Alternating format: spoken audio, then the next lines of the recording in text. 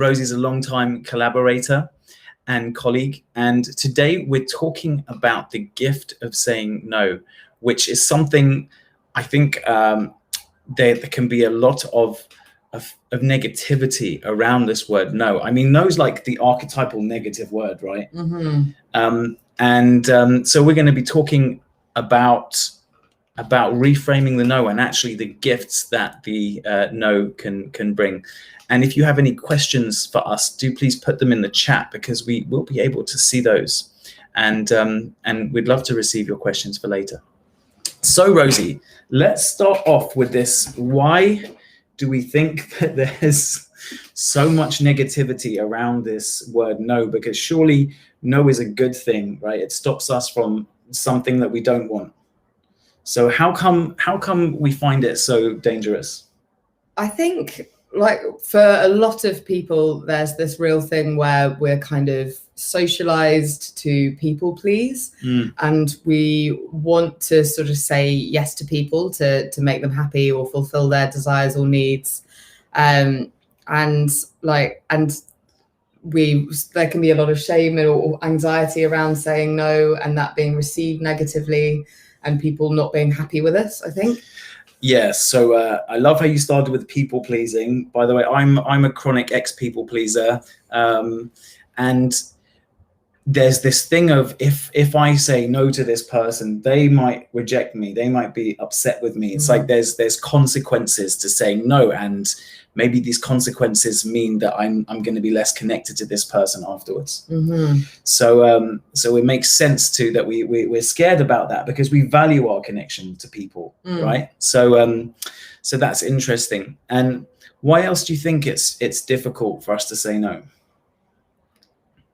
I think it can be difficult because we don't necessarily even know whether we want to say yes or no. Quite often we just sort of like rush into replying without actually taking the time to kind of think about what we want or feel what we want.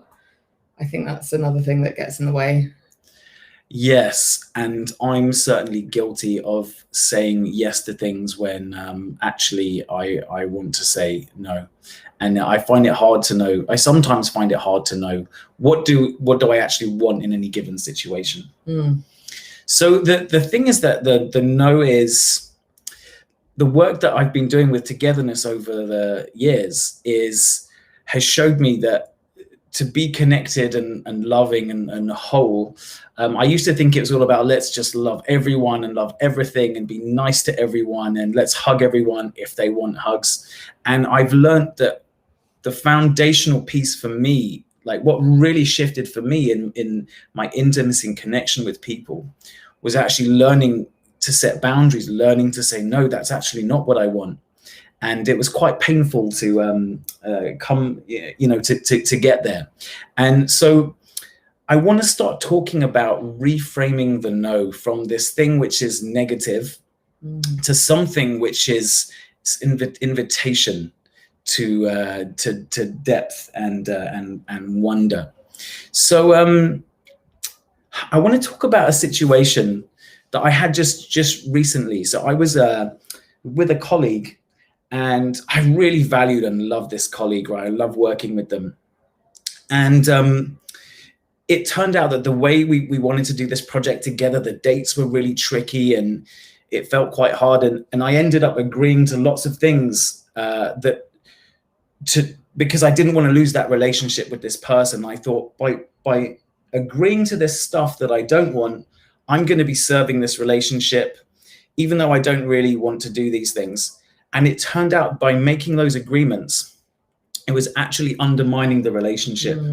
It actually was a negative thing. And we had to talk about it recently about what was actually going on. And we've come to a great understanding and great place. But this was a situation where saying no straight away and embracing those consequences would have served that relationship better. And have you ever been in a situation like that? Yeah, like there have definitely been multiple times with sort of, I mean, there was even an example kind of yesterday when I said yes to meeting a really good friend for coffee. And then later on sort of realized that actually I was really, really tired and actually just needed to kind of have some quiet time and have some space.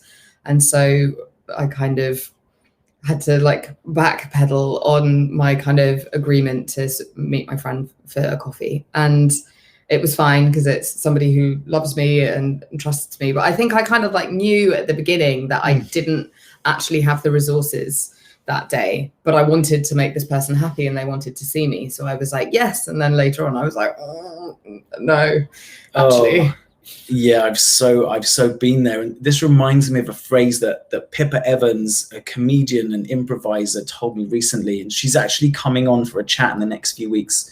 She said, saying no to someone else is saying yes to yourself. And I don't know if she coined that, or it feels like it's one of these anonymous deep phrases that go through history, but I'm going to repeat that because it feels important. Saying no to someone else is saying yes to yourself. It's saying, yes, I actually need to go and rest and resource myself. Yes, I need to take care of myself. I mean, only if it's something that you don't want, obviously. Like saying no to something you want is just self-sabotage. Yeah, it can be self-sabotage, right? Great. So yeah, something I find quite interesting is one reason people tell me they find it hard to say no is because there can be consequences. This if I say no to this person, what's going to happen to this relationship? Like there can even be like different levels of threat. And I'm wondering, Rosie, have you how do you deal with that when you're worried saying no is going to have a negative effect? Yeah, I mean that's a really present one, and it's definitely something that I've kind of wrestled with. I get like I'm getting better at choosing myself, and also I think it helps to realize to kind of when we're worrying about something like that to ground in the present moment, because any of that kind of worry and anxiety is about some kind of imagined worst case scenario consequence that hasn't actually happened yet. And so when we and it's rarely that bad, really. It's just our kind of brain weasels going into overdrive.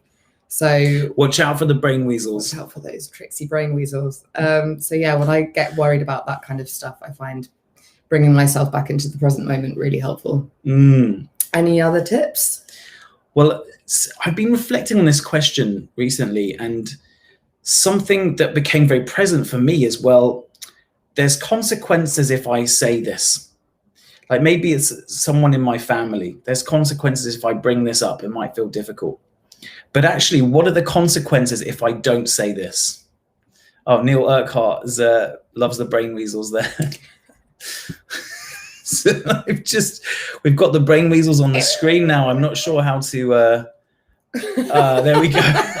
That's those brain weasels just popping up. Invaded everywhere. But this question of what are the consequences if I don't say no? So what's the consequence for me if I don't show up like this, if I never show up in a relationship? And actually, I think relationships are a good one to look at with this. If I never tell my partner that I'm upset about this or worried about that, or I don't like it when they do this, then what's the consequence? And the consequence can be that it undermines the whole relationship.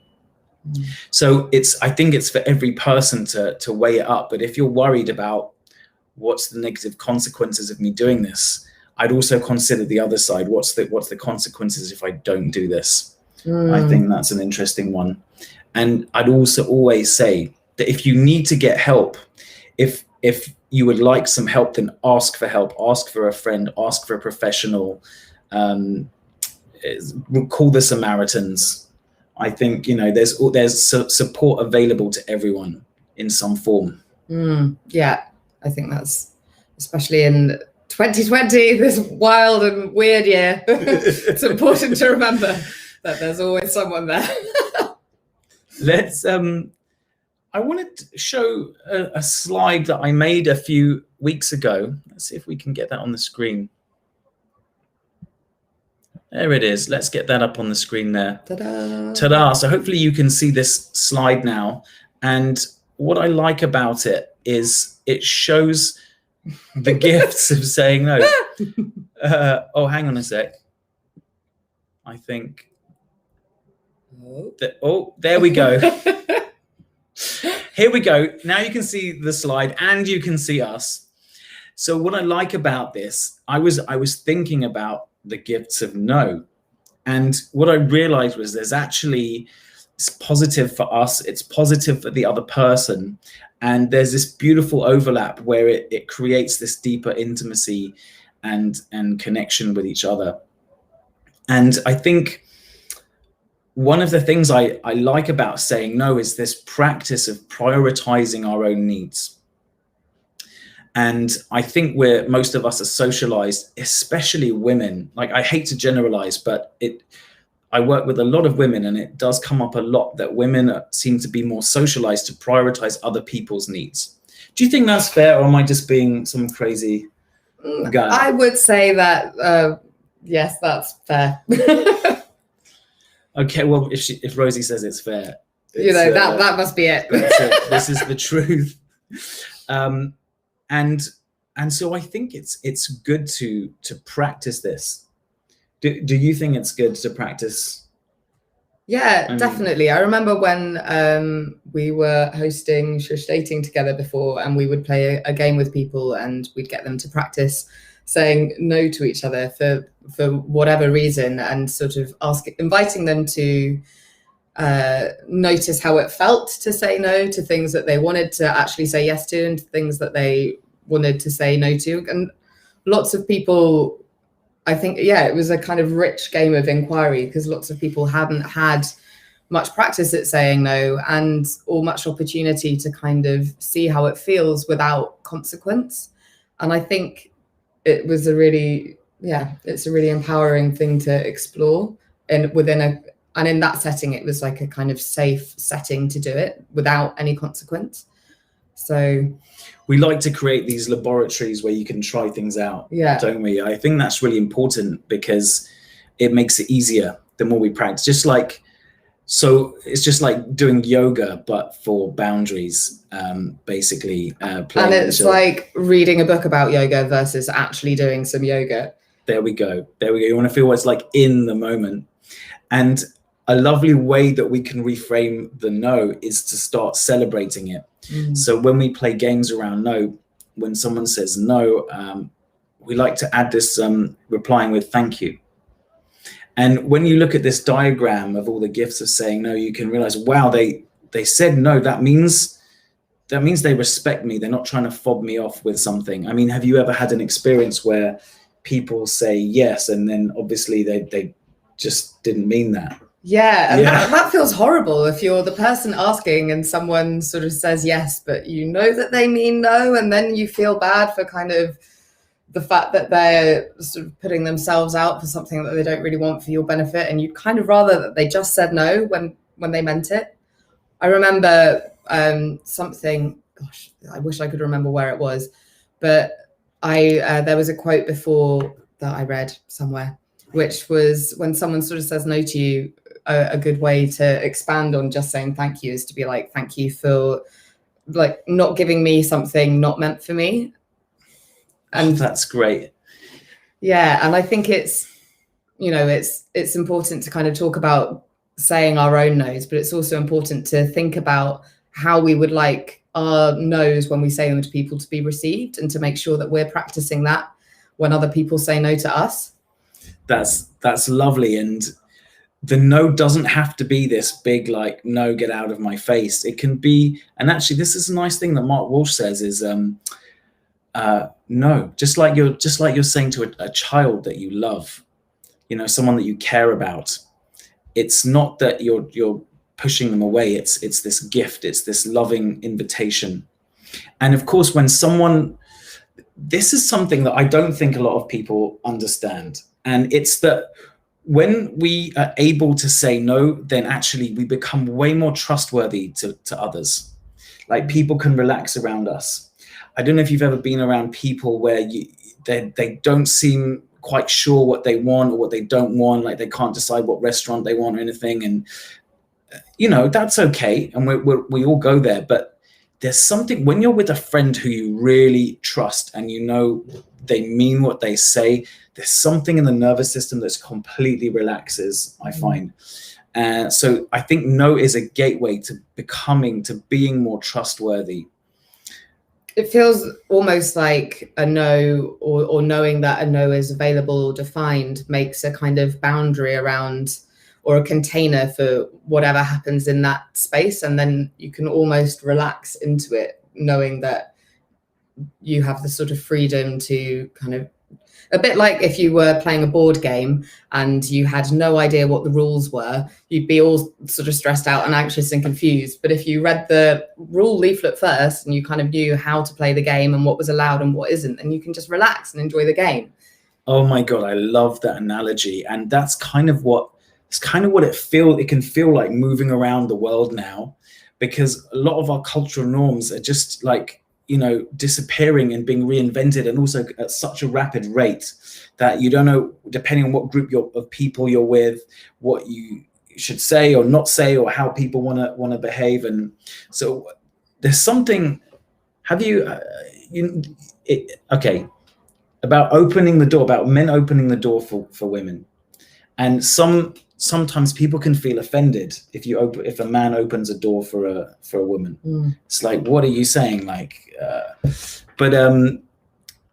So life is like this game where we don't know the rules anymore, but when we can be clearer about yes and no, it makes it easier, doesn't it?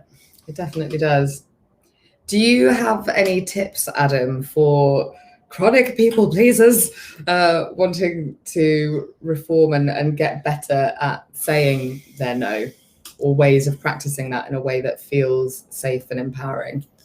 Yes, I actually have 4 really good tips for this. So I'm glad you asked. I think the first one is to look more into the psychology of why is it that we find it hard to say no? Why is it that we want to please others? And when we really look into that, and we see that it's because we want this connection and we don't want these uncomfortable feelings, and this is how we've learned to survive, and it's how we've been socialized.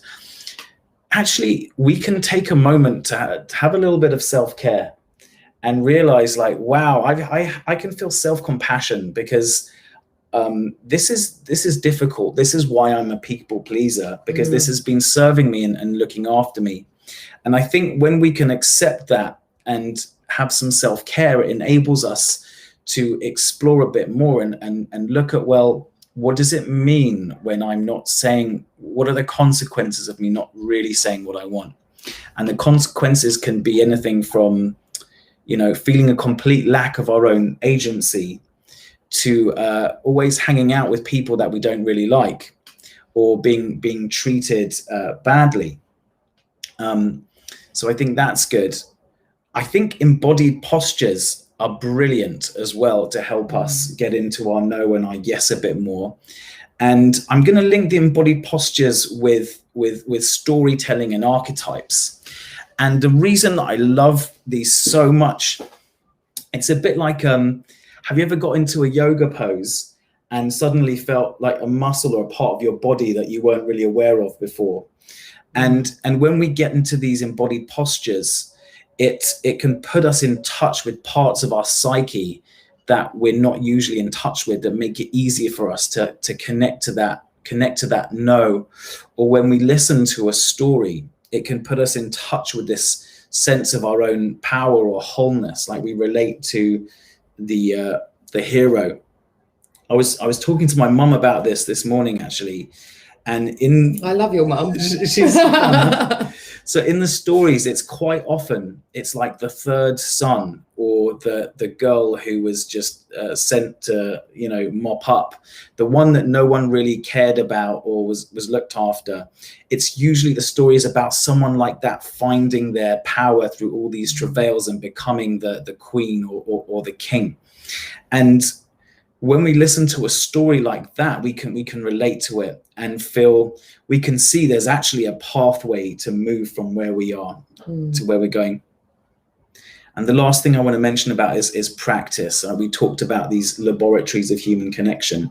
I think it's really important to be able to try things out in a loving environment where we're allowed to take little risks, to be vulnerable, because it is difficult, can be difficult to be vulnerable out in the real world. So those are my 3 tips. Can you suggest a game that people watching this might be able to do with somebody else around this? Yeah, there's a game. Okay, so here's the thing.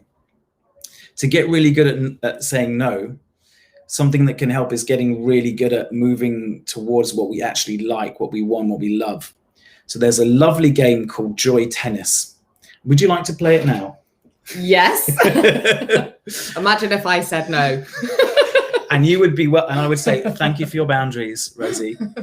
So with the Joy Tennis, I invite you that we'll take it in turns to, let's speak to the camera. We'll mention something in 1 or 2 sentences that we really enjoy, that we really love, that really we feel good about.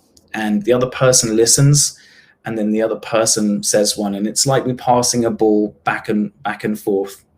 And the reason we're doing this game is because when you get in touch more with the feelings of pleasure and desire, it automatically makes us better at being in touch with actually what we don't want. And it makes it easier for us to move away from those things. So I've played this so many times recently, I always think of the same things. Would you like to go first? Okay.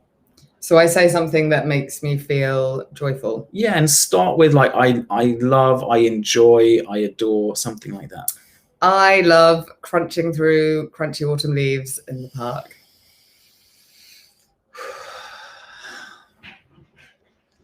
Yeah, I love walking in nature when it's really cold, but when it's bright, clear sky and clear sunshine.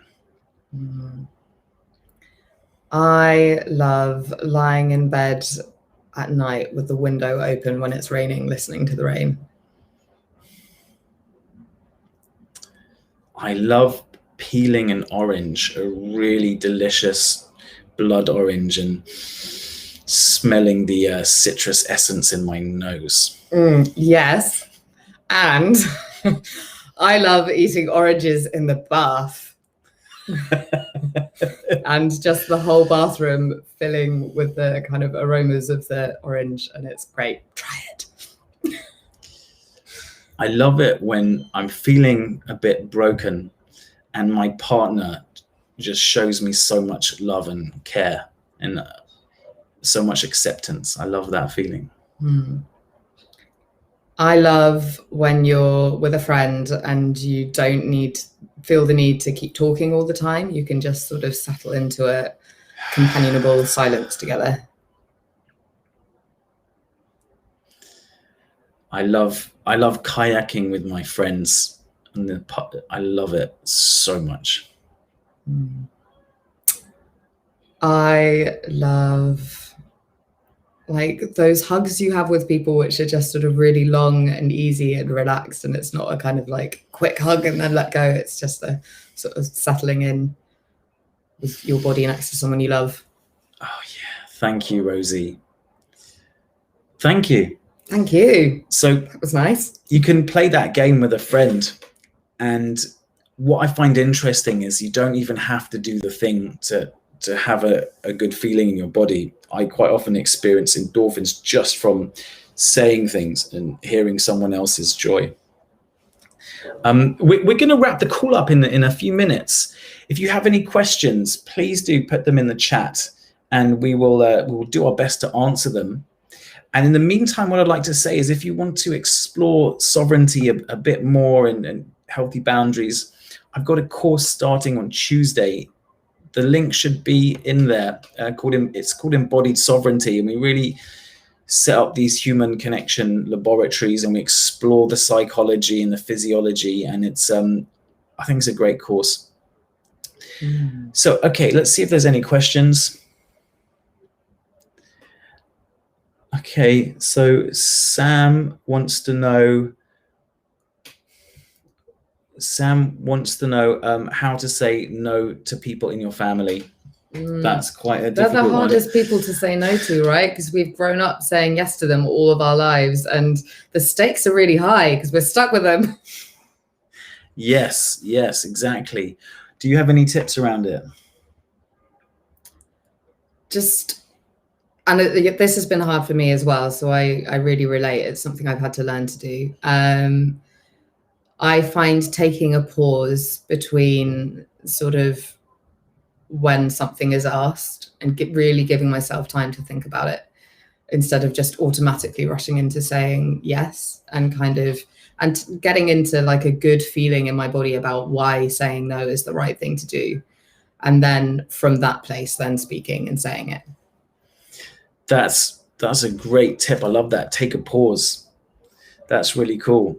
I love that one. Something else that I'd say is talk it through with a friend. If you're feeling a big emotional charge about something, it can be a very difficult time to make a decision.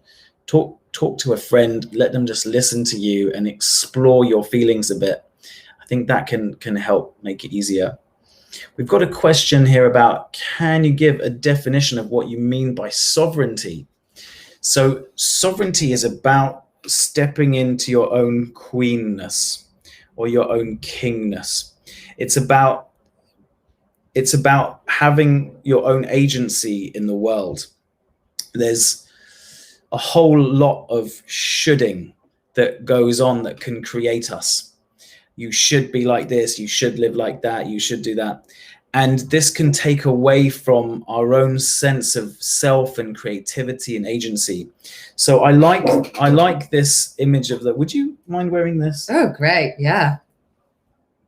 There we go. Okay, so I love this image of wearing the crown because it makes you sit up straighter and the chest opens, so the heart is open, and it's about being in touch with this wisdom, being in touch with your inner agency, and still being connected to the world. It's in loving connection with the world. And something might be controversial. I think one of the greatest pieces of activism that we can do now is to get in touch with our own agency and to develop this loving relationship with the world, which, like I say, is not always about saying yes to everything and hugging everyone. It's about being able to navigate and be ourselves and stay connected, because what we do also always has to be within limits and within agreements from others.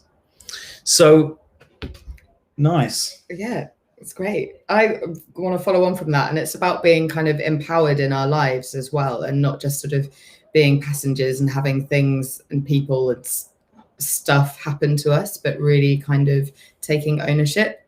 And yeah, it's kind of what I wanted to say on that. Oh, I love that. Whilst wearing this, there's this element of taking responsibility as well. Did you just have this under your desk all the time? Yeah, I have it there for all my Zoom calls.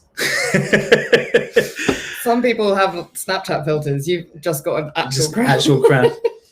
And one more thing I want to say about that is my definition of this is I'm exploring. This is why I'm teaching it so much, is because I'm exploring it. So it changes. I think let's end now with a no, the embodied no posture. Should we do that? Yeah. Okay. The one from is this the embodied yoga principles from Yes, Mark Walsh? Exactly. So hopefully we're doing it correctly. Okay, let's move that out of the way. And so it's one leg forward and one leg back. The fist comes down by the hip and the hand goes out like that. And the face and teeth and jaw relaxed, the lips relaxed. And this no. And it's about kind of hanging out in this posture and seeing how it feels, hanging out in it for sort of long enough to kind of notice what happens when you settle into it.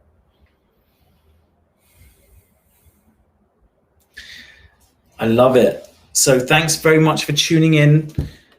Loads more lovely talks like this. I have to with Rosy again. It's been so great to have her.